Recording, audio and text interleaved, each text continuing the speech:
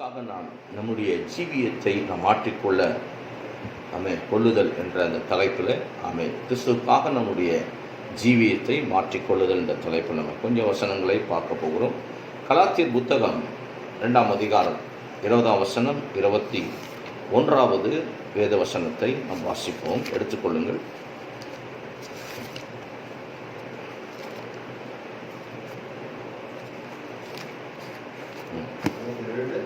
இரண்டாம் அதிகாரம் 20ஆம் வசனத்திலிருந்து 21ஆம் வசனம் வரைக்கும் உள்ள வேத வசனம். கிறிஸ்துவுடனே கூட சிலுவையில் அறையப்பட்டேன், ஆயினும் பிழைத்திருக்கிறேன். இனி நான் அல்ல, கிறிஸ்துவே எனக்குள் பிழைத்திருக்கிறார். நான் இப்பொழுது மாம்சத்தில் பிழைத்திருக்கிறதோ, என்னில் அன்பு கூர்ந்து எனக்காக தம்மைத்தாமே ஒப்புக் கொடுத்த தேவனுடைய குமாரனை பற்றும் விசுவாசத்தினாலே பிழைத்திருக்கிறேன். நான் தேவனுடைய கிருபையை விருதாவாக்குவதில்லை. நீதியானது நியாயப்பிரமாணத்தினாலே வருமானால் கிறிஸ்து மரித்தது வீணாயிருக்குமே. போதும். அல்லேலூயா. ஆமாம், இது உலகம் முழுவதும் இருக்கிற எல்லா சபைகளுக்கும் விசுவாச பிள்ளைகளுக்கும் அறிந்து கொள்ளக்கூடிய சத்தியமாக இருக்கிறது. ஆமென். அப்போ இதனுடைய அடிப்படையில் தான் நம்ம இந்த உலகத்தில் நம்முடைய ஜீவியத்தை கிறிஸ்துவுக்காக மாற்றிக்கொள்ளக்கூடிய ஜீவியமாக நாம் இருக்கணும். ஏன்னா வெற்றி பெற்றவர் நமக்குள்ளே வந்ததுனால, வெற்றி பெற்ற எங்கே இருக்காரு? நமக்குள்ளே, உங்களுக்குள்ளே, எனக்குள்ளே வந்ததுனால தான் மாமிசத்தில் நம்ம பிழைத்திருக்கிறோம் என்று சொல்லி அவர் எழுதுகிறார். ஆனால் இந்த மாமிசம் இந்த உலகத்தில் அவர் தேவனுக்குள் பிழைத்திருக்குது என்று சொன்னால், பைபிள் சொன்னது போல் சிலுவையோடு, கிறிஸ்துவோடு கூட சிலுவையில் என்ன பண்ணியிருக்கிறேன் சொல்ல அறையப்பட்டிருக்கிறேன் அப்படி சொல்கிறார். சிலுவையில் அறையப்பட்டிருக்கேன், ஆயினும் பிழைத்திருக்கிறேன். இனி நான் அல்ல, கிறிஸ்துவை எனக்குள்ளே என்ன பண்ணியிருக்காரு? பிழைத்திருக்கிறார். நான் இப்போது மாமிசத்தில் பிழைத்திருக்கிறதோ அப்படின்னா கிறிஸ்து நமக்குள்ளே பிழைத்திருக்கிறாரா அப்படின்ற ஒரு கேள்வி நமக்குள்ளே வரும். அல்லேலூயா.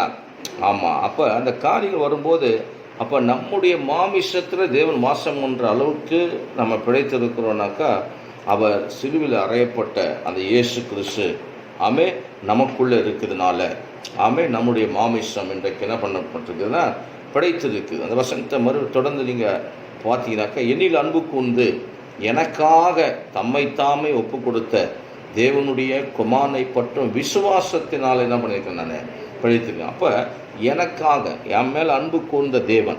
அப்போ கர்த்தர் இந்த உலகத்தில் நம்ம மேலே என்ன வச்சுருக்காரு? அன்பு கூர்ந்த தேவனாக இருக்கிறார். நமக்காக, எனக்காக ஒப்பு கொடுத்தார். அந்த உணர்வு நீ கிறிஸ்துவ வட்டாரத்தில் இருக்கணும். அல்லேலூயா.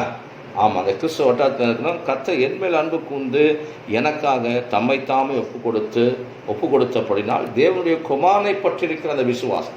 பவுல் எழுதும்போது, பவுல் நியாயப்பிரமாணத்தின் சட்ட திட்டங்களுக்கு உட்பட்ட ஒரு மனிதனாய் வாழ்ந்தார். அல்லேலூயா. காமாலியல் என்று சொல்லப்படுகிற அந்த பாதங்களில் அமர்ந்து வேதாகமத்தை அவர் கற்றுக்கொண்ட ஒரு மனிதன். ஆக எத்தனையோ அறிவுகளை பெற்ற கர்த்தருடைய வசனத்தில் தேர்ச்சி பெற்ற ஒரு மனிதன் தான். நியாயப்பிரமாணத்தின் சட்டங்கள் முழுவதுமாய் தெளிவாய் கற்றுக்கொண்ட ஒரு மனிதன் தான். அவர் சொல்கிறார் அடுத்த வசனத்தில், நான் தேவனுடைய கிருபை விருதாவாக்குறது இல்லை. அப்போ தேவனுடைய கிருபை என்ன பண்ணுற? மேன்மை பாராட்டுறேன். தேவ கிருபை குமாரன் மூலமாய், அவர் மேல் இருக்கிற அந்த விசுவாசத்தின் மூலமாய் அந்த கிருபை பெறுகிறது இல்லையா? அப்போ நாம் தேவனுடைய கிருபையை விருதாவாக்குறதில்லை. நீதியானது நியாயப்பிரமாணத்தில் வருமானால் கிறிஸ்து மரித்தது வீணாயிருக்குமே என்று சொல்லி பைபிள் சொல்லுது. அப்போ தெளிவாக நாம் இன்னைக்கு நிற்கணும். அப்போ கிறிஸ்து மரித்தது எதுக்காக? நீதியை நாம் எதில் தேடக்கூடாது? நியாயப்பிரமாணத்தில் தேடக்கூடாது. நீதி எதில் தேடணுமா? கிருபையின் பிரமாணத்தில் தான் நாம் நீதி அடைய முடியும். அல்லேலூயா. நீதி அதில் தான் நாம் தேட முடியும். அப்போ கிருபையின் பிரமாணம், அந்த கிருபையின் பிரமாணம் என்பது ஏதோ மனம் போன போக்கில் வாழணும்னு சொல்லி கர்த்தனை பண்ணல, கிருபை பிரமாணத்தை கொடுக்கல. புரியுதுங்களா? கிருபை பிரமாணம் கொடுத்துருக்காருனாக்கா எப்படி வேணாலும் வாழலாம் சொல்லுங்க. கிருபை இருக்கிற இடத்துல பாவம் பெருகின இடத்துல கிருபை பெருகிச்சு. அப்போ பாவத்தை செஞ்சுட்டே இருந்தா கிருபை பெருகிட்டே இருக்கணுன்ற விஷயம் சொல்ல. அல்லேலூயா. உலகம் முழுவதும் பாவம் பெருகின்றது. அங்கே கிருபையாகிய தேவன் இந்த உலகத்தில் வந்ததுனால, அல்லேலூயா. ஆமாம், கிருபை மேலாக பெருகி பாவம் அழிக்கப்பட்டது என்ற அந்த ஒரு காரணத்துக்காக தான் ஆண்டவர் அந்த வசனத்தில், வேத வசனம் நமக்கு சொல்லுகிறது. மாறாக பாவத்தை செஞ்சுக்கிட்டே இருந்தால் கிருபை பெருகிட்டே இருக்கணுன்ற அந்த சத்தியம், அந்த உபதேசம், அந்த ஆலோசனை அது கள்ள உபதேசமாக இருக்குது, தவறான உபதேசமாக இருக்குது. அல்லேலூயா. அப்போ சரியாக புரிஞ்சுக்கணும் கர்த்தருடைய வசனத்தில். கிருபை என்பது ஏதோ மனம் போன போக்கில் வாழ்கிற காரியம் அல்ல. அந்த கிருபையின் பிரமாணமே நமக்கு ஆவிக்குரிய பிரமாணமாக தேவன் நமக்கு தந்திருக்கிறார். பைபிளில் அப்போஸ்தலனாகிய பவுல் இந்த வேதம் முழுவதும் நீங்கள் அந்த கலாத்தியர் புத்தகத்தை முழுவதும் நீங்கள் வாசிக்கும்போது புத்தியில்லாத கலாத்தியர்னு சொல்லி அந்த மக்களை பார்த்து திட்டுகிறார். ஏன்னாக்கா அவங்க கிறிஸ்துவின் உபதேசத்தை விட்டுட்டு அவங்க மாமிசத்தில் அநேக காரியங்களை தேடிக்கொண்டிருந்தார்கள். நியாயப்பிரமாணத்தினால நீதியை பெறலாம் என்று சொல்லி அவர்கள் விரும்பினார்கள். ஆகவே தான் இந்த இடத்துல இந்த கலாத்தியர் புத்தகத்தில் இந்த வார்த்தையை அவர் சொல்லுகிறதை நீங்கள் பார்க்கலாம். நான் தேவனுடைய கிருபையை விருதாவாக்குறதில்லை, நீதியானது நியாயப்பிரமாணத்தினாலே வருமானால் கிறிஸ்து மரித்தது எப்படி இருக்குமா? வீணாக இருக்கும். அல்லேலூயா. அப்போ அந்த கிருபையை நாம் சரியாக புரிஞ்சிக்கல, கிறிஸ்து மரித்ததை உண்மையான சத்தியத்தை நம்ம தேவனுக்குள் வரல அப்படின்னாக்கா அந்த கிருபையை வேதம் சொல்லுது. ஆமாம், கிறிஸ்து மரித்தது வீணாக இருக்கும், கிருபை நாம் போக்கடிக்குள்ளாக இருப்போம்.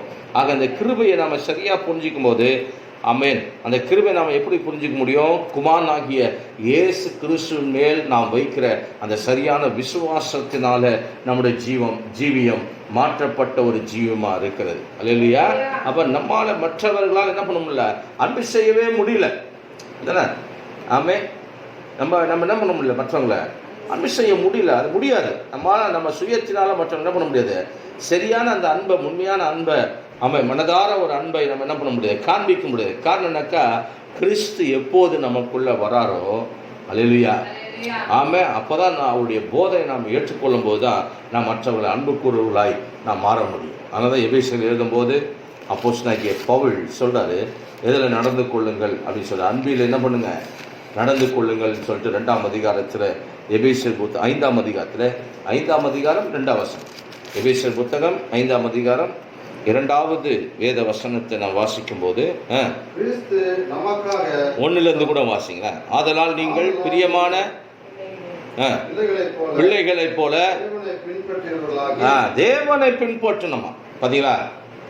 அப்ப பிரியமான பிள்ளைகளைப் போல நாம் தேவனை பின்பற்றவர்களாகி கிறிஸ்து நமக்காக நம்மை தேவனுக்கு சுகந்த வாசனையான காணிக்கையாகவும் பலியாகவும் ஒப்பு கொடுத்து நம்மில் அன்பு கொண்டது போல நீங்களும் அன்பிலே நடந்து கொள்ளுங்கள். அல்லேலூயா. அப்ப தேவன் நம்மேல தம்மை தாமே சுகந்த வாசனையாக காணிக்கையாக பலியாக ஒப்பு கொடுத்ததுனால நீங்கள் பிரியமான பிள்ளைகளைப் போல தேவனை பின்பற்றணுன்றதுக்காக தேவனை பின்பற்றணுனாக்கா என்ன செய்யணும்னு சொல்றாரு?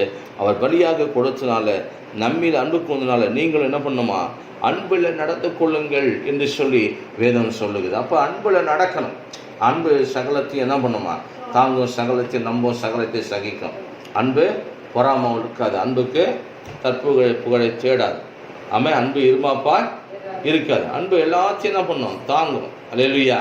ஆமாம், பைபிளில் சொல்றது போல அன்பு திரளான பாவங்களையும் மூடும் என்று சொல்லி வேதம் சொல்லுது. அப்போ அந்த அன்பு, தேவனுடைய அன்பு நமக்குள்ளே இருந்தாக்கா யாரை வேணாலும் மன்னிக்க முடியும். எப்படிப்பட்ட ஆட்களை கூட நம்மளால் என்ன பண்ண முடியும்? மன்னிக்கிற அந்த குணம் நமக்கு இருக்கணும். ஏன்னாக்கா நம்ம பிரியமான பிள்ளைகளைப் போல நம்ம தேவனை பின்பற்றுகிறதுனால அந்த குணம் ஆட்டோமேட்டிக்காக நமக்கு வரணுன்றது தான் கஷ்ட விரும்புகிற காரியமாக இருக்குது. அதனால் மாமிசம் எப்போதுமே எதிராகவே எல்லா காரியத்தையும் நமக்கு எதிர்த்து நின்று கொண்டே இருக்கும், எதிரான காரியங்களாக சிந்தித்து கொண்டே இருக்கும். அந்த மாமிசத்தில் அதனால் எப்போதுமே இந்த ஆவிக்குரிய சிந்தைக்குள்ளாக நாம் இருக்கணும். ஒவ்வொரு செயலையும், ஒவ்வொரு பேச்சிலையும், ஒவ்வொரு நடையிலையும் அல்லேலூயா, தேவனோடு கூட நான் வாழ்ந்து அந்த ஆவிக்குரிய சிந்தையோடு நடக்கிறான்னு சொல்லிட்டு நம்மளை ஆராய்ந்து பார்க்க நாம் தேவனுக்கு பிரியமானவர்களாக, தேவனை பின்பற்றுவர்களாய் நாம் இருக்கும்படிக்கு அல்லேலூயா இந்த ஆவிக்குரிய அந்த கிருபையின் பிரமாணம் நம்மை வழிநடத்தக்கூடியதாக இருக்குது. அதனால தான் சொல்கிறாரு, நீங்கள் அன்பில் என்ன பண்ணுங்கள்? நடந்து கொள்ளுங்க, ஒருவருக்கு ஒரு அன்பில் நடந்து கொள்ளுங்கன்னு சொல்லிட்டு வேதம் நமக்கு சொல்லுகிற சத்தியமாக எடுத்து நீங்கள் வாசிப்போம். தீத்து புத்தகம். அதனால் தேவன் நம்ம சாதாரணமாக இன்றைக்கி மீட்கவே இல்லை. நல்லா புரிஞ்சுங்க, சாதாரணமாக நம்மளை மீட்கலை. அவருடைய மீட்கிற வழியை பார்த்தீங்கன்னா நல்லவங்களுக்காக அவர் உலகத்தில் மரிச்சார் இல்லை, பொல்லாதவர்களுக்காகவும் அல்லேலூயா, தீங்கு செஞ்சவங்களுக்காகவும், பலவீனம் உள்ளவர்களுக்காகவும், சத்துருகளுக்காகவும், பாவிகளுக்காகவும், கொடுமையான மனிதர்களுக்காகவும் கட்ட உலகத்தில் என்ன பண்ணது? மரிச்சார். இவங்க என்னதுன்னு அறியாமல் அப்போன்னு சொல்கிறார், சிலுவையில் மன்னிச்சிருங்க அப்படின்ட்டு. என்னதுண்டு அது ஸ்தேவானுக்கு அதே குணம் வந்தது பாருங்கள். கலல் அடிக்கிறாங்க, சாவுறாரு மனுஷன், அடி அடி வாங்கினு. ஆண்டவரே இவங்க என்னது அறியாமல் செய்கிறாங்க, இவங்க என்ன பண்ணுங்க, உங்களை மன்னிச்சிடுங்க அப்படின்றார். அந்த குணம் பாருங்க, அந்த அந்த மனசு, அந்த அன்பு நிறைந்திருக்க, தேவனை பற்றும், தேவனுக்காக வைராக்கியம். ஆமாம், அப்படிப்பட்ட மனசு நஷ்டத்தை கூட என்ன பண்ணுது, பொறுத்து கொள்ளுது, மரணத்தை கூட பொறுத்து கொள்ளுது, அழிவை கூட பொறுத்து கொள்ளுது பாருங்கள். அப்படிப்பட்ட அந்த வழிநடத்தல் இருக்கணும். அப்போ சாதாரணமாக நம்மளை கத்தனை பண்ணல, மீட்கல. பைபிள் சொல்லுது, தீர்த்துல 2:14 எழுதுறாரு, எப்படி மீட்டார்னு சொல்லி எழுதுறாரு, வாசிங்க. அவர் நம்மை சகல அக்கிரமங்களிலிருந்து பாருங்க, ஆண்டவர் நம்ம எப்படின்னா சகல அக்கிரமம், அல்லேலூயா, ஆமா, சகல அக்கிரமத்திலிருந்து மீட்டு கொண்டார். அப்ப நம்முடைய வாழ்க்கையில எல்லா அக்கிரமம், ஆமே, கத்த சோத்திரம். கத்த நம்ம நினைச்சானாக்க நம்ம ரசிக்கவே முடியாது. ஆமே, ஒரு மனுஷனை கூட ரசிக்க முடியாதுங்க. நீங்கள் பெரிய பெரிய வருஷத்தவங்களாய் மாறி இருக்கலாம், அல்லேலூயா, தேவனுக்காக அசாத்தியமான காரியங்களை செய்யலாம், பல அற்புதங்களை செய்யலாம், ஆமே, பெரிய மெகா சபையை கட்டியிருக்கலாம், என்ன பண்ணாலும் சரி, ஆமே, கர்த்தர் நம்மளை எப்படி மீட்டாரா, சகல அக்கிரமங்கள்லேருந்து மீட்டார். அப்போ ஆண்டோடைய பார்வையில் நம்முடைய அக்கிரமம் நம்ம ரட்சிக்கிறதுக்கு எந்த விதத்திலும் தகுதி இல்லை. அந்த மாதிரி இருந்தோம் நாம். பைபிள் சொல்வது போல சகல அக்கிரமத்திலிருந்து மீட்டு கொண்டு தமக்குரிய சொந்த ஜனங்களாகவும் நற்கிரியைகளை செய்ய பக்தி வைராக்கியம் உள்ளவர்களாகவும் நம்மை சுத்திகரிக்கும்படி நமக்காக தம்மை தாமே ஒப்பு கொடுத்தார். அப்ப கர்த்தர் நம்ம ஒப்பு கொடுத்தது எதுக்காக, தமக்குரிய சொந்த ஜனங்களாக, அக்கிரமத்திலிருந்து நம்மளை மீட்க, சொந்த ஜனங்களாய் நம்மளை மாற்ற, நற்கிரியைகளை செய்வதற்காக, பக்தி வைராக்கியம் உள்ளவர்களாக இருக்க, நம்மை சுத்திகரிக்கும்படி தமக்காக தம்மை தாம் என்ன பண்ணாரு, ஒப்பு கொடுத்தார் என்று வேதம் நமக்கு சொல்லுகிற சத்தியமா இருக்கிறது. அல்லேலூயா. அவ பாருங்க, கர்த்தர் வேதத்தில் வாசிக்கும் போது இந்த வசனத்தில் அக்கிரமத்தில் நம்மளை மீட்டான். தமக்குரிய சொந்த ஜனங்கள், நம்ம சொந்த ஜனங்களாக தான் இருக்கணும், கர்த்தருடைய ஜனங்களாக இருக்கணும்னு தான் கர்த்தருடைய விருப்பம். அதே நேரத்தில் நமக்குள்ள நற்கிரியைகளை செய்வதற்கான அந்த பக்தி வைராக்கியம் இருக்கணும்னு தான் தேவன் விரும்புகிறார். அல்லேலூயா. அதனால் நம்ம இந்த உலகத்தில் வாழும்போது நம்ம நற்கிரியைகளை என்ன பண்ணணுமா, செய்யணும், அவசியம். ஆமே. அப்போ கர்த்தருடைய பிள்ளைங்க கண்டிப்பாக என்ன பண்ணணும், நற்கிரியைகளை செய்யணும், நமக்குள்ள நற்கிரியைகள் இருக்கணும். ஆமே. எந்த ஒரு சூழ்நிலையும் நம்ம என்ன பண்ணக்கூடாது, தீமையான காரியங்களை செய்யக்கூடாதான் கர்த்தர் விரும்புகிற ஒரு காரியம். ஏன்னா தேவனுடைய ஜனங்களாக இருக்கணும், அவருக்கு பிரியமாய் நான் நடந்து கொள்கிற மக்களாக இருக்கணும். மக்களாக இருக்கிறனால நமக்குள்ள என்ன இருக்கணுன்றாரு, நற்கிரியைகள் இருக்கணுன்ற வேதம் சொல்லுது. பக்தி வைராக்கியம் உள்ளவர்களாக நம்மை சுத்திகரிக்கும்படி நமக்காக தம்மை தாமே என்ன பண்ணாரு, ஒப்பு கொடுத்தார். இந்த காரியத்துக்கு நம்மளை தகுதியாய் மாற்றுவதற்காகவே அவர் இந்த உலகத்தில் ஆமே நம்ம தம்மை தாமே ஒப்பு கொடுத்து அக்கிரமங்களிலிருந்து நம்ம என்ன பண்ணாரு, மீட்டு கொண்டார் என்று வேதம் சொல்லுகிறது. அல்லேலூயா. ஆமே. கிறிஸ்துவுக்குள் ஒரு விலை உயர்ந்த ஒரு ஜீவியம் நம்ம செய்யணுன்றது தான் தேவனுடைய விருப்பமாக இருக்குது. அப்போ இந்த உலகத்தில் கிறிஸ்துவுக்காக ஒரு விலையுந்த ஒரு ஜீவியம். அப்போ நம்ம இந்த உலகத்தில் வேறு பிரிக்கப்பட்ட ஒரு மக்கள், அவருக்காக விலை உயர்ந்த ஒரு ஜீவியத்தை நாம் செய்யணுன்றது தான் தேவன் எதிர்பார்க்கிறார். இந்த உலகமும் நம்மளை கவனித்து கொண்டே இருக்கிறது. நம்முடைய எல்லா காரியத்தையும் இந்த உலகம் என்ன பண்ணுது, கவனிச்சுக்கொண்டே இருக்குது. அல்லேலூயா. கவனிச்சுட்டே இருக்குது. பிலிப்பியர் புத்தகம் 3ஆம் அதிகாரம் 8ஆம் வசனம் வாசிப்போம். பிலிப்பியர் புத்தகம் 3ஆம் அதிகாரம் 8ஆம் வசனம்.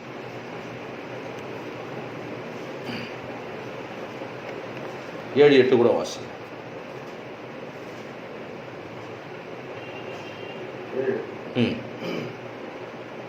ஆகிலும் எனக்கு லாபமாய் இருந்தவைகள் சொல்றாரு. ஆகிலும் அப்படின்ற ஆகிலும் முந்தனத்துக்கு எத்தனையோ காரியங்கள் அவளை குறித்து எழுதப்பட்டிருக்குது. பவுலுடைய அந்த தன் வாழ்க்கையினுடைய சின்ன ஒரு அனுபவங்களை எழுதுகிறார். என்ன எழுதுகிறாரு, 4ஆம் வசனத்திலிருந்து 4 இவைகளோ கிறிஸ்துவுக்காக நான் நஷ்டமாக்கிட்டேன் அப்படின்றார். அதுக்கு முதல்ல 4ஆம் வசனத்தில் வாசித்தீங்கன்னா, மாமிசத்தின் மேல் நம்பிக்கை வைக்க வேண்டுமானால் நானும் வைக்கலாம், வேறு ஒருவன் மாமிசத்தின் மேல் நம்பிக்கையாக இருக்க நினைத்தால் நான் அதிகமாய் அப்படி செய்யலாம். நான் 8ஆம் நாளிலே விருத்த சேதனம். அப்போ அந்த நம்பிக்கை என்ன நம்பிக்கையை பற்றி எழுதுறாருன்னா, விருத்த சேதனத்தை குறித்ததான அந்த நம்பிக்கையை பற்றி எழுதுகிறார். சொல்றாரு 8ஆம் நாளிலே விருத்த சேதனம் அடைந்தவன் இஸ்ரவேல் வம்சத்தான், பெஞ்சமின் கோத்திரத்தான், எபிரேல் பிறந்த எபிரேயன், நியாயப்பிரமாணத்தின்படி நான் ஒரு பரிசேயன். அல்லேலூயா. அப்போ பரிசேயனுக்குரிய அந்த வாழ்க்கைக்குரிய வைராக்கியமும் அவற்றை இருக்குது. எபிரேயன் என்று சொல்லப்பட்ட அந்த ஒரு அந்த அந்த எபிரேயன்ற அந்த சொல்லு, அந்த மொழியில் அவங்க பேசியில் அந்த எபிரே பாஷையில் அந்த கோத்திரத்தில் இருக்கிறதான ஒரு வைராக்கியம். பெஞ்சமின் கோத்திரம். அல்லேலூயா. ஆபிரகாம் சந்ததியிலிருந்து வந்த ஒரு மனுஷன். அப்போ சொல்கிறாரு, அநேகருக்கு இஸ்ரவேல் வம்சத்தான் நான் அப்படின்றார். அப்போ இவ்வளோ பேசிட்டு அவர் சொல்கிறாரு, பக்தி வைராக்கியத்தின்படி நான் என்ன பண்ணேன், சபையை துன்பப்படுத்தினேன்னு சொல்லி கிறிஸ்துவின் சபையை பக்தி வைராக்கியத்துக்காக அவர் என்ன பண்ணார், துன்பப்படுத்தினார். அல்லேலூயா. அடுத்த வசனம் தொடர்ந்து அந்த வசனத்தை வாசித்தீங்கன்னாக்கா, அந்த வரியை வாசித்தீங்கன்னா, பக்தி வைராக்கியத்தின்படி சபையை துன்பப்படுத்தினவன் நியாயப்பிரமாணத்துக்குரிய நீதியின்படி குற்றம் சாட்டப்படாது. அப்போ நியாயப்பிரமாணத்தின்படி அப்போஸ்தலனாகிய பவுல் எந்த குற்றமும் அவர் மேலே என்ன பண்ண முடியாது, சாட்ட முடியாது. அந்த அளவுக்கு அவர் என்ன பண்ணுறாரு, நியாயப்பிரமாணத்தில் பயங்கரம் பக்தி வைராக்கியம். அந்த நியாயப்பிரமாணத்தின் மேலே ஒரு பக்தி வைராக்கியம். ஏன்னா அந்த கிருபையின் பிரமாணத்தை குறித்து அடுத்தது பேசுகிறார் பாருங்கள். அதுதான் எவ்வளோ பெரிய மேன்மைன்னு பேசுகிறாரு. ஆண்டவராக இயேசு கிறிஸ்துவின் மேல் வைக்கிற அந்த விசுவாசத்தை குறித்து அவர் பேசுகிறதை நீங்கள் பார்க்கலாம். 7ஆம் வசனத்திலிருந்து வாசித்தீங்கன்னா, ஆகிலும் எவைகளோ அவைகளை கிறிஸ்துவுக்காக நஷ்டம் என்று எண்ணிக்கொண்டிருக்கிறேன். நான் கிறிஸ்துவை ஆதாயப்படுத்திக் கொள்ளும்படிக்கு 8ஆம் வசனம், அது மாத்திரமல்ல என் கர்த்தராகிய இயேசு கிறிஸ்துவை அறிகிற அறிவின் மேன்மைக்காக பாருங்க. அப்ப தேவனை நான் அறியணும். அல்லேலூயா சொல்லலாமா? அப்போ அவர் அறிகிற அறிவின் மேன்மைக்காக எல்லாவற்றையும் நான் எப்படி நினைக்கிறேன், நஷ்டம் என்று நினைக்கிறேன். அதை தவிர ஒரு மேன்மை இல்லை இந்த உலகத்தில் என்றது தான் நாம் நினைக்கணும், இன்றைக்கு விசுவாசிக்கணும். அல்லேலூயா சொல்லலாமா? வாசிங்க தொடர்ந்து 9, 10, 11 வரைக்கும் வாசிங்க. கிறிஸ்துவை ஆதாயப்படுத்திக் கொள்ளும்படிக்கும் நியாயப்பிரமாணத்தினால் வருகிற சுயநீதியை உடையவனாய் இராமல் கிறிஸ்துவை பற்றும் விசுவாசத்தினால் வருகிறதும் விசுவாசம் மூலமாய் தேவனால் உண்டாயிருக்கிறதுமான நீதியை உடையவனாய் இருந்து கிறிஸ்துவுக்குள் இருக்கிறவன் என்று காணப்படும்படிக்கும் இப்படி நான் அவரையும் அவருடைய உயிர்த்தெழுதலின் வல்லமையும் அவருடைய பாடுகளின் ஐக்கியத்தையும் அறிகிறதற்கும் அவருடைய மரணத்துக்கொப்பான மரணத்திற்குள்ளாகி எப்படியாயினும் நான் மரித்தோரிலிருந்து எழும்புவதற்கு தகுதியாகும்படிக்கும் அவருக்காக எல்லாவற்றையும் நஷ்டம் என்று குப்பையமாக எண்ணுகிறேன். அல்லேலூயா. பாருங்க, அப்ப அந்த மேன்மையான அந்த ஜீவி எப்படி இருந்ததுனாக்கா, கிறிஸ்துவை ஆதாயப்படுத்திக் கொள்ளும்படிக்கு நியாயப்பிரமாணத்தில் வருகிற அந்த சுய நீதியை உடையவனாக நான் இந்த உலகத்தில் வாழவே இல்லை அப்படின்னு அவர் சொல்கிறாரு. விசுவாசத்தினாலே தேவன் மூலமாய் உண்டாயிருக்கிற நீதியை உடையவனாந்து கிறிஸ்துவுக்குள் இருக்கிறேன் என்று காணப்படும்படிக்கு இப்படி நான் அவரையும் அவருடைய உயிர்த்ததின் வல்லமையும், நல்லா கவனி, உயிர்த்ததின் வல்லமையும் வசனம் சொல்வது, உயிர்த்ததின் வல்லமையும் அவருடைய பாடுகளின் ஐக்கியத்தையும் அறிகிறதற்கு அவருடைய மனத்துக்கொப்பான மனத்துக்குள்ளாகி எப்படியாயிரும் நான் மரித்ததிலிருந்து உயிரோடு எழும்புவதற்கு தகுதியாக முடிக்கும். அப்போ இந்த உலகத்தில் தேவனுக்காய் வாழ்ந்த ஒரு வாழ்க்கை நமக்கு என்ன ஒரு நம்பிக்கை இருக்கணும். அல்லேலூயா. ஆமாம், அவருடைய உயிர்த்ததின் வல்லமை, அவருடைய பாடல் ஐக்கியம், இதெல்லாம் நம்ம அறிவதற்கு மன்னத்துக்கு ஒப்பான மன்னத்துக்குள்ளாகி அப்படின்னு சொல்லி பைபிள் சொல்வது போல. அப்படின்னு என்ன அர்த்தம்? கிறிஸ்துவுக்குள். அல்லேலூயா. தன்னை மறிக்கிற ஒரு மனுஷனாக. அப்போ தன்னுடைய சுயம் அதிகமாய் வெளிப்படாதபடி அவருடைய வாழ்க்கையில் பாருங்கள், சுயத்தை ஒவ்வொன்றாலும் சாகடித்த ஒரு மனுஷனாக இருந்தார். யார்? அப்போஸ்தலனாகிய பவுல். சுயத்தை சாகடித்தார். அவர் வீரன் இல்லாத ஆளா? எத்தனை பேர் அடிக்கிறாங்க, கல்லால் அடித்து அவரை பெரிய ஒரு கோபுரத்தை போல கல்லை போட்டு அடிக்கிட்டு போகிறாங்க. இந்த மனுஷன் உள்ள உயிரோடு இருக்கிற திரும்ப அவரை சீஷர்கள் அவர்களை என்ன பண்ணாங்க, கிறிஸ்துவ ஜனமுள்ள கர்த்தருடைய சீஷர்கள் அவரை மறுபடியும் அவரை காப்பாற்றி கூடை வழியாக மேலே மதிலிருந்து இறக்கி எத்தனையோ முறை அவரை காப்பாற்றுறாங்க. அவர் வீரம் இல்லாத ஆள் இல்லை. அல்லேலூயா சொல்லாமா? ஏன்னா அவர் நிருபத்தை வாங்கும் போதே கிறிஸ்தவர்களை துன்பப்படுத்தவும், கொலை செய்யவும், சிறைப்பிடிக்கவும், இப்படிப்பட்ட ஒரு அதிகாரத்தோடு பக்தி வைராக்கியத்தில், நியாயப்பிரமாணத்தில் அவர் வைராக்கியம் உள்ளவராக இருந்து அந்த கிரியை செய்தால். ஆனால் ஆண்டவர் சந்தித்த பிறகு அவருடைய வாழ்க்கை முழுவதுமாய் மாற்றி தன் சுயத்தை ஒவ்வொரு நாளும் அந்த மனுஷன் அப்போஸ்தலனாகிய பவுல் தன்னை அடித்து கர்த்தருடைய அந்த கிறிஸ்து எனக்குள்ளே பிறகு நான் சாகணும் அப்படின்றார். அல்லேலூயா. ஆமாம், வாழ்கிறதுனால தான் சொன்னார், வாழ்கிறது நான் அல்ல, கிறிஸ்து எனக்குள்ள வாழ்க. அந்த வாழ்க்கை கர்த்தருடைய பிள்ளைகளுக்கு அவசியமான ஒரு வாழ்க்கையாக இருக்குது. வாழ்கிறது நான் அல்ல, எனக்குள்ளே யார் வாழணும்? கிறிஸ்து வாழணும். அப்போ நம்முடைய சுயம்னா ஒன்று சாகணும். கர்த்தர் ஸ்தோத்திரம். நிறைய காரியத்தில் சாகணும். அல்லேலூயா சொல்லாமா? நம்ம சுய சாகுன்னா அப்படின்னா அர்த்தம், நமக்கு வருகிற அந்த கோபம், எரிச்சல், விரோதம், பகை, மார்க்க பேதங்கள், பிரிவினைகள், இதெல்லாம் நம்ம விட்டு என்ன பண்ணணுமா? விலகணுன்றது தான் கர்த்தர் விரும்புகிற காரியமாக இருக்குது. ஏன்னா சரீரம் அப்படி செய்யவே விடாது. அல்லேலூயா. ஆமே, சரீரம் எப்போதுமே வைராக்கியமாகவே இருக்கும். எல்லா காரியத்துக்கும் வைராக்கியம் பாராட்டிகிட்டே இருக்கும். தாழ்த்தாது, தாழ்மையை தரிக்காது. அல்லேலூயா. ஆமே, அந்த கிருபையின் பிரமாணம் வர வர வர வர ஆட்டோமேட்டிக்காக நமக்கு என்ன வரும்? அந்த சுயம் செத்துக்கிட்டே இருக்கும், அந்த குணங்கள் மாறிக்கிட்டே இருக்கும், நமக்குள்ள தாழ்மை வந்துக்கிட்டே இருக்கும், கர்த்தரை பார்த்துக்கிட்டே இருப்போம். நம்ம கர்த்தரை நாம் நோக்கி நம்ம பார்க்க பார்க்க நம்முடைய டோட்டலாக நம்முடைய வாழ்க்கையை மேன்மையான கிறிஸ்துவுக்குள்ளாக, தேவனுக்கு பிரியமான பிள்ளைகளாக, அல்லேலூயா, அந்த விசுவாச கிருபையின் பிரமாணத்தை, ஆமாம், குமாரனை பற்றிருக்க அந்த விசுவாசத்தை, அவரை அறிகிற அறிவில் பாருங்கள், எல்லாத்தையும் நஷ்டம். அவர் சொல்கிறார், அவரை அறிகிற அறிவை தவிர, குமாரனை பற்றிருக்கிற அறிகிற அறிவை தவிர எப்படியாவது நான் உயிர்த்தெழு எழுணும், எனக்கு உயிர்த்தெழுதல் அவசியம் இருக்கணும் இந்த உலகத்தில். அப்போ நமக்கு ஒரு வைராக்கியம் இருக்கணும். நம்ம ஆண்டவருக்குள்ளேயே வாழ்கிறோம், கர்த்தருடைய பிள்ளையாக வாழ்கிறோம், கர்த்தருடைய சத்தியத்தை பின்பற்றுறோம், கிறிஸ்துக்குள்ளே இருக்கிறோம். நிச்சயமாய் நமக்கு அந்த வைராக்கியம் இருக்கணும். ஏதோ வாழ்ந்து ஆமாம் ஏதோ முடிஞ்சால் போதும் நம்ம நினைக்கக்கூடாது. எனக்கு ஒரு உயிர்த்தெழுதல் வேணும். அல்லேலூயா. ஆமாம், அந்த வைராக்கியத்தோடு ஆமாம் வாழ்கிறது நான் அல்ல, எனக்குள்ளே யார் வாழ்கிறான்? கிறிஸ்து வாழுகிற. எல்லாவற்றையும் அவர் நஷ்டம் என்று குப்பையமாக எண்ணுது. அப்போ தன்னுடைய கல்வி, மேன்மை, படிப்பு, அந்த சட்டத்திட்டம், இதெல்லாம் அவர் பெருசாக எண்ணலை. ஆமே, பெரிய செல்வந்தர் சொல்கிறாங்க உலக ஸ்காலர்கள். ஆமே, வேத ஸ்காலர் 7 கப்பலுக்கு 9 கப்பலுக்கும் பெரிய சொந்தக்காரர், பெரிய பணக்காரர். இந்த மனுஷன் எல்லாத்தையும் விட்டுட்டு தேவனுக்காக வைராக்கியமாக, அல்லேலூயா, அவர் அதை சொல்கிறார், எல்லாத்தையும் நஷ்டம் என்று கிறிஸ்துக்காக அவரை அறிகிற அறிவை தவிர வேறு எதுவும் எனக்கு என்ன இல்லை, மேன்மையே இல்லை. நான் வச்சிருக்கிற வீடோ, பணமோ, செல்வமோ, அல்லேலூயா, நிலங்களோ எல்லாம் எனக்கு மேன்மை இல்லை, அதெல்லாம் நஷ்டம் என்று குப்பையும் என்று எண்ணுகிறேன் அப்படின்றார்.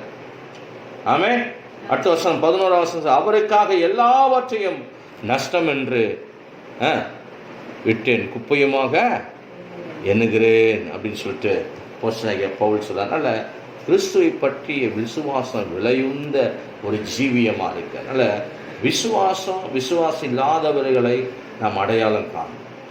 ஆமே, அதனால தான் பவுல் கொரிந்தியரில் எழுதும்போது அந்நிய நுகத்தடியில் என்ன பண்ணாதீங்க, ஆமாம் அவிவிசுவாசு.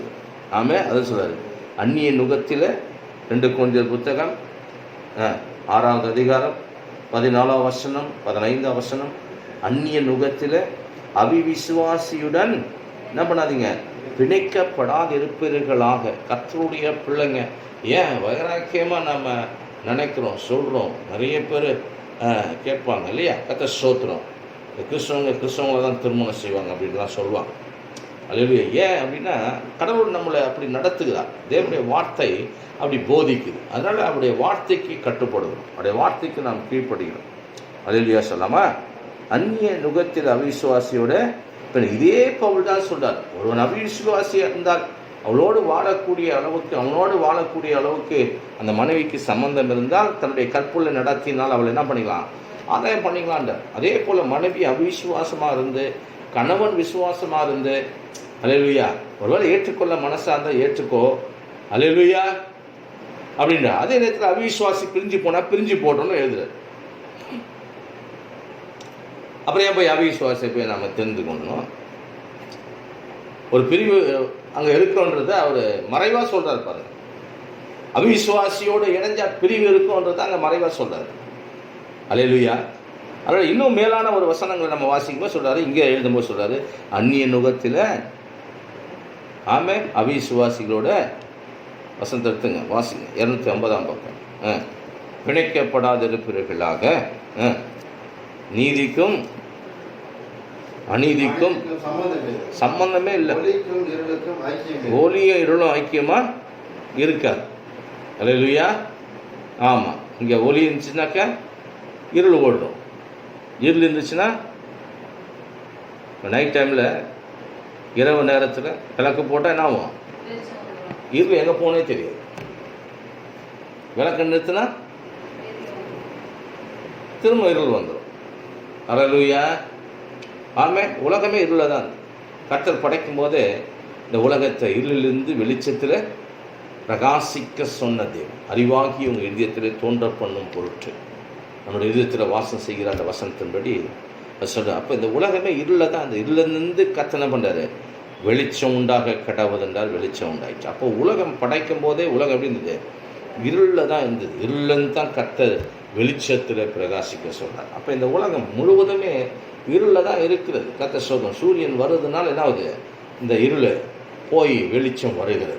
இந்த வெளிச்சம் மறைஞ்சவனே என்ன ஆகுது? மறுபடியும் இருள. உலகமே முழுவதுமே எப்படி இருக்குது? இருள் தான். சூரியனா அவள் தான் ஃபுல்லாக இருட்டு. அல்லேலூயா சொல்லாமா? ஆமாம். அதுமாதிரி நம்முடைய வாழ்க்கை ஆமே சூரியனாகி இயேசு கிறிஸ்துடைய வெளிச்சம் வரும்போது தான் நம்முடைய ஏன்னா எப்போதுமே நம்முடைய வாழ்க்கை இருட்டாகவே தான் இருக்கும். அல்லேலூயா. ஆமே. அப்போ இருட்டாக இருக்கிற இந்த வாழ்க்கையில் தினமும் அவருடைய வெளிச்சம் நம்ம மேலே பட்டுக்கிட்டே இருக்கணும், பிரகாசிக்கிட்டே இருக்கணும். ஆமே, பிரகாசம் வந்துகிட்டே இருக்கணும். அப்போ பிரகாசத்தை வரணும். நம்ம தான் என்ன பண்ணணும்? கடவுளை தேடணும், கர்த்தரை ஸ்தோத்திரம் தேட ஆரம்பிக்கணும், தியானிக்க ஆரம்பிக்கணும், வசனத்தை வாசிக்க ஆரம்பிக்கணும், வேதத்தை வாசிக்க ஆரம்பிக்கணும், படிக்க ஆரம்பிக்கணும். ஏன்னா சில நேரத்தில் நம்முடைய வாழ்க்கை சோர்ந்து போகும், கவலையாக இருக்கும், வெக்சியாக இருக்கும், வெறுக்கிற வாழ்க்கையாக இருக்கும். அல்லேலூயா. மறிச்சா தேவலாம் அப்படின்னும். என்னது? மறிச்சா தேவலான்னு பேசும். அப்போல்லாம் என்ன பண்ணோம்? இந்தமாரி பேசும்போது தாட்டு வரும்போது ஆமாம், அதை சாத்தானுடைய எல்லா வேலையும் இருக்குது. அந்த நேரத்தில் நம்ம என்ன பண்ணோம்? வெளிச்சத்தை நோக்கி பார்க்கணும், வேதத்தை திறக்கணும். ஆமே, வசனத்தை தியானிக்கணும், வேத வசனத்தை நல்லா படிக்க ஆரம்பிச்சிடும். 2 அதிகாரம் 5 அதிகாரம் 10 அதிகாரம் படிக்க படிக்க படிக்க படிக்க இருக்கிற அத்தனை மனசில் இருக்கிற அந்த அழுத்தங்கள், பாரங்கள், கவலைகள், துயரங்கள் அத்தனையும் போகும். இல்லையா சொல்லாமா? அதாவது ஆண்டு சொன்னார், மனுஷன் அப்பத்தினால மாத்திரமல்ல, ஆமே, தேவனுடைய வாயிலிருந்து புறப்படுகிற வார்த்தையினால். அதனால தான் இன்றைக்கி என்ன தான் சாப்பிட்டாலும் சரி, என்ன தான் வாழ்ந்தாலும் சரி, எங்கே தான் சுற்றினாலும் சரி, யார்கிட்ட பேசினாலும் சரி, ஏதோ ஒரு வாழ்க்கை நம்முடைய வாழ்க்கையில் நம்ம இருக்கிறது, நம்மளை அழுத்துகிறது, நம்மளை ஆமே அழித்து கொண்டு இருக்குது. அந்த நேரத்தில் இப்படிப்பட்ட சூழ்நிலையில் நாம் கர்த்தர் சமூகத்தை தான் நம்ம நாடும்போது தான் அல்லேலூயா. ஏன்னா அந்த பாரத்தையும் அந்த கவலையும் எந்த மனுஷனாலும் போக்கவே முடியாது. ஆமே. அப்போ தேவனால் மாத்திரம்தான் அந்த பிரச்சனை என்ன பண்ண முடியும்? நமக்குள்ளே இருக்கிற அந்த நெருக்கத்தையும் அந்த அழுத்தத்தையும் அந்த பாரத்தையும் அந்த வெறுப்பையும் அந்த கசப்பையும் நீக்கக்கூடியதான் கர்த்தருடைய வசனம். அப்போ அந்த சூழ்நிலை வரும்போதெல்லாம் ஒரு நெகட்டிவான பிரச்சனைகள் நம்முடைய மனசை அட்டாக் பண்ணும்போதெல்லாம் என்ன பண்ணோம்னாக்கா வேதத்தை திறந்து படிக்க ஆரம்பிக்கணும். அல்லேலூயா. ஆமாம், வசனத்தை படிக்க அதுக்கப்புறம் ஜெபிக்கணும். அப்போ வசனத்தை படிக்க ஆமே நிறைய திட்டங்கள் நம்முடைய வாழ்க்கையில், நோக்கங்கள் நம்முடைய வாழ்க்கையில் ஆமை கிடைக்கும். ஆமே, கர்த்தருடைய வழிநடத்தல் கிடைக்கும். ஆமே, அவருடைய பராமரிப்பு கிடைக்கும், அவருடைய ஆலோசனை கிடைக்கும். அப்போ வேதத்தை அறிய படிக்க தெரியாதுன்னு சொல்லக்கூடாது. படிக்க தெரியனா ஏர்போன் போட்டு என்ன பண்ணு, காதலை கேளு. பைபிள் இருக்குது, பைபிள் டாக்கிங் பைபிள்லாம் இருக்குது. ஆமாம் இருக்குது இல்லையா? அப்போ அதெல்லாம் என்ன பண்ணோம்? நம்ம கேட்க ஆரம்பிக்கணும். சில பேர் சொல்கிறது படிக்க தெரியாது எனக்கு, நான் எப்படி படிக்கிறது அப்படி. உன்னத ஆண்டு எல்லாம் இன்றைக்கி என்ன பண்ணிட்டாரு, நல்ல டெக்னாலஜிலாம் கையில் கொடுத்து வச்சுருக்காரு. ஆமே, எத்தனையோ ஆப்புகளை ஏற்றி வச்சுருக்கீங்க செல்லை. தேவனுடைய வசனத்தை படிக்கக்கூடிய அப்படிப்பட்ட ஆப்புகள்லாம் என்ன பண்ணோம்? நம்ம ஏற்றி வைக்கணும். பைபிள் ஆப் இருக்குது, வாய்ஸ் டாக்கு பைபிள் இருக்குது, இதெல்லாம் நிறைய ஏற்றி வச்சு என்ன பண்ணோம்? அதெல்லாம் சில நேரத்தில் கேட்கணும். கர்த்தர் ஸ்தோத்திரம். ஆமென், அல்லேலூயா. ஆமாம், எல்லா டெக்னாலஜியும் கர்த்தருக்கு பயன்படக்கூடிய ஒன்றாக இருக்குது. அதில் எப்படி வேணால் பயன்படுத்திக்கலாம். நன்மைக்கும் பயன்படுத்திக்கலாம், தீமைக்கும் பயன்படுத்திக்கலாம். புரியுதுங்களா? அப்போ உலக தீமைக்கு பயன்படுத்தினோம். கர்த்தருடைய பிள்ளைகள் இடத்துல இருக்கிற எல்லா டெக்னாலஜியும் அது நன்மைக்கு எதுவாக இருக்கும்படி கர்த்தர் விரும்புகிறார். அல்லேலூயா சொல்லாமா? ஆமென். ஏன்னா தேவன் அறியாதவங்க உலகத்தில் இருக்கிறாங்க. அவங்களுக்கு என்ன தெரியாது? எதை எப்படி பயன்படுத்தணும்னு சொல்லுங்கள், தெரியாது. ஆனால் கர்த்தருடைய பிள்ளைங்க, தேவனை அறிந்தவங்க, ஆமென், எப்படி பயன்படுத்தணுன்றதும் கர்த்தர் அவங்ககிட்ட அவங்கள சொல்லிக்கிட்டே இருப்பேன். ஏன்னா இதுவே வழி, இதில் நடவுங்கள் என்று உங்கள் காதுகளில் அவருடைய சத்தம் கேட்டுக்கிட்டே இருக்கணும். ஏன்னா இடதிலும் வலதிலும் நம்மளை சாய பண்ணிக்கிட்டே இருக்கும் இந்த உலகம். இடதிலும் வலதிலும் நீ சாயாமல் இதுவே வழி என்று, இதில் நடவுங்கள் என்று உங்கள் காதுகளில் அவருடைய சத்தம் கேட்டுக்கிட்டே இருக்கும் என்று கர்த்தருடைய வசனம் சொல்லுது. அதனால தான் சொல்கிறார் ஆண்டவன் இந்த இடத்துல 14வது வசனத்தில் வாசித்தீங்கன்னாக்கா 15ஆம் வசனம், கிறிஸ்துவுக்கும் பேலியாளுக்கும் இசைவேது, அவிவிசுவாசியுடன் விசுவாசிக்கு பங்கு ஏது என்றார். பார்த்தீங்களா? அப்போ கிறிஸ்துவுக்கும் அது அப்படின்னு அர்த்தம், சாத்தானுக்கும் ஆண்டவராகிய இயேசு கிறிஸ்துவுக்கும் என்ன இல்லை, இசைவு ஏதுன்றார். அல்லேலூயா, புரியுதுங்களா? அப்போ பைபிள் சொல்லுது அவிசுவாசியுடன் விசுவாசிக்கு என்ன இல்லை, பங்கு இல்லைன்றது வேதம் நமக்கு தெளிவாய் சொல்லுது. ஆமென். அதனால் இந்த செயல்பாடு உள்ள ஒரு ஜீவியம் நம்முடைய வாழ்க்கையில் இருக்கணும், செயல்படணும். நம்முடைய வாழ்க்கையில் இந்த கர்த்தருடைய அந்த வழியில் நம்ம செயல்படலாம் இருக்கணும். 4ஆம் அதிகாரம் எடுத்துங்க, பிலிப்பியர் புத்தகம் 8ஆம் வசனத்திலிருந்து 9ஆம் வசனம் வரைக்கும் உள்ள வேத வசனம். கடைசியாக சகோதரரே, உண்மையுள்ளவைகள் எவைகளோ, ஒழுக்கம் உள்ளவைகள் எவைகளோ, நீதி உள்ளவைகள் எவைகளோ, கற்புள்ளவைகள் எவைகளோ, அன்பு உள்ளவைகள் எவைகளோ, நல்ல கீர்த்தி உள்ளவைகள் எவைகளோ, புண்ணியம் எதுவோ, புகழ் எதுவோ, அவைகளையே சிந்தித்துக் கொண்டுங்கள். அடுத்த வசனம், அடைந்தும்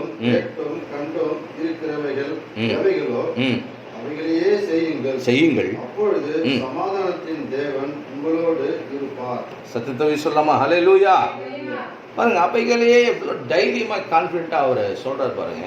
பரிசுத்த ஆவிக்குள் இருந்து தான் இந்த காரியங்களை அவர் பேசுகிறார். அப்போ கடைசியாக சகோதரே, உண்மை உள்ளவைகள், ஒழுக்கம் உள்ளவைகள், நீதி உள்ளவைகள், கற்புள்ளவைகள், அன்புள்ளவைகள், நற்கிருத்தி உள்ளவைகள், புண்ணியம், புகழ், இதே நீ சிந்தித்து கொண்டு என்னிடத்தில் நீ கற்று அடைந்து கேட்டதெல்லாம், அல்லேலூயா, ஆமாம், அவைகளையே நீ செய்யும்போது சமாதானத்தின் தேவன் உங்களோடவே இருப்பார். 3ஆம் அதிகாரத்தில் அதே பகுதியில் 17ஆம் வசனத்தையும் 21ஆம் வசனம் வரைக்கும் வாசிப்போம்.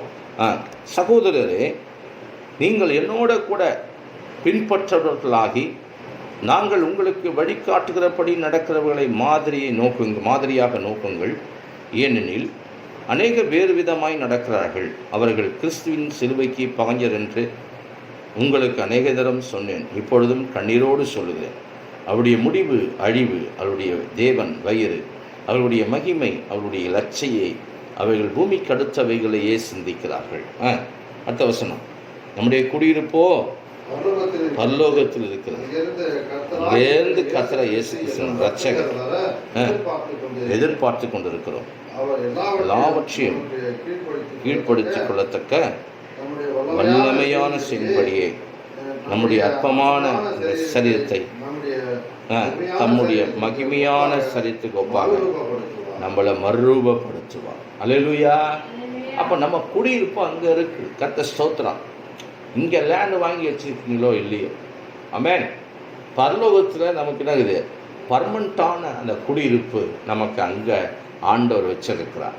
அதனால் இந்த அற்பமான சரீரத்தில் ஆமை கலைத்து ஒரு மகிமையான சரீரத்தோடு நம்மளை அந்த பரலோக குடியிருப்புக்கு ஆண்டவர் நம்மளை நடத்த போகிறார். அதனால் நம்முடைய குடியிருப்போ எங்கே இருக்குது, பரலோகத்தில் இருக்குது. அங்கேருந்து கர்த்தராகிய இயேசு கிறிஸ்து என்னும் இரட்சகர் வருவதை எதிர்பார்த்து கொண்டு இருக்கிறோம் என்று சொல்லி வேதத்தில் அவர் சொல்ல, எல்லாவற்றுக்கும் நம்ம கீழ்ப்படுத்தத்தக்கதாக நம்முடைய வல்லமை செயல்படியே தம்முடைய அற்பமான சரீரத்தை நம்முடைய மகிமையான சரீரத்துக்கு நம்மளை தேவன் என்ன பண்ணுறாரு, மறுரூபப்படுத்துகிறது. அதனால் எதிர்பார்க்கிற ஒரு ஜீவியம் அவருடைய பிரசன்னத்தில் நாம் பெறுவோம் என்று 2 தீமோத்தேயு புத்தகம் 4ஆம் அதிகாரம் கடைசியாக வாசித்து முடிக்க போகிறோம்.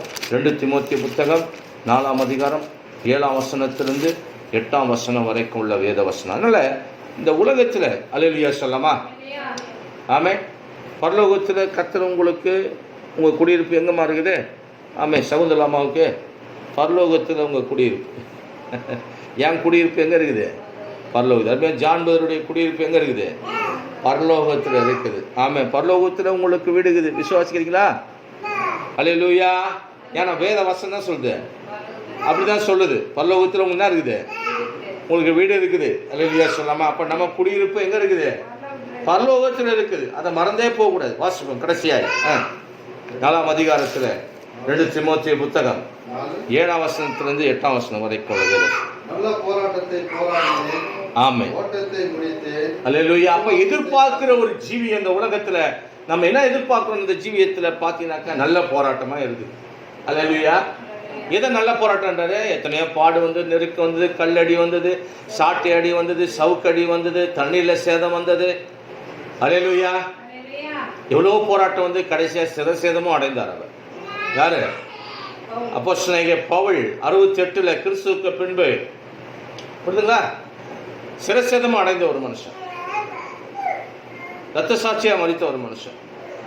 சொல்றாரு, நிருபத்தில் எழுதுறாரு 2 தீமோத்தேயுல, நல்ல போராட்டத்தை போராடினேன், ஓட்டத்தை முடித்தேன், விசுவாசத்தை காத்துக்கொண்டேன், இது முதல் நீதியின் கிரீடம் எனக்காக வைக்கப்பட்டிருக்குது. பாருங்க, அவர் சுயநலவாதி இல்லை. யாரு? அப்போஸ்தலனாகிய பவுல். நான் மட்டும் தான் நல்லா இருக்கணும், நான் மட்டும் தான் பரலோகம் போகணும், நான் மட்டும் தான் நல்லா ஜெபிக்கணும், நான் மட்டும் தான் ஆராதிக்கணும், நான் மட்டும் தான் பைபிள் படிக்கணும். அந்த மாதிரி ஒரு சுயநலவாதி இல்லை அவர். பைபிள் சொல்லுது பாருங்க, அவர் சொல்றாரு, நீதியின் கிரீடம் எனக்காக வைக்கப்பட்டிருக்குது, நீதி உள்ள நியாயாதிபதியாகிய கர்த்தர் அந்நாளிலே அதை எனக்கு தந்தருவார்.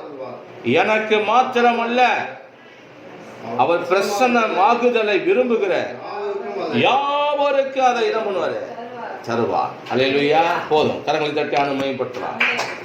அப்ப அவருடைய பிரசன்னமாகுதலை, அவர் வருகையை எதிர்பார்த்து கொண்டிருக்கிற எல்லாருக்கும் அதை தருவார் என்று வேதம் சொல்லுது. யாரெல்லாம் குமாரனை பற்றும் கிருபையின் மேலும் விசுவாசம் வைத்து, அல்லேலூயா, ஆமா, நடக்கிறார்களோ. கடைசியாக எழுதுற பாருங்க, ஒழுக்கமுள்ளவைகள், கற்புள்ளவைகள், அன்புள்ளவைகள், ஆமே, புகழ் எதுவோ, புண்ணியம் எதுவோ, இதையே நீ சிந்தித்துக் கொண்டது. அப்படி சிந்தித்துக் கொண்டு நாங்கள் உபதேசித்ததெல்லாம் நீங்கள் கை கொண்டு அதன்படி செஞ்சீங்கன்னாக்கா சமாதானத்தின் கற்ற உங்களோடு கூட இருப்போம். அதனால் சபைக்கு மிகப்பெரிய ஒரு உபதேசமாக, ஆலோசனையாக, வழிநடத்தக்கூடிய வார்த்தையாக, கடைப்பிடிக்கக்கூடிய ஒரு சத்தியமாக எழுதி நம்முடைய சபைகளுக்கு மிக பிரயோஜனமான உபதேச சத்தியங்களை அப்போஸ்தலன் பவுல் அதிகமாக எழுதியிருக்கிறார். அல்லேலூயா.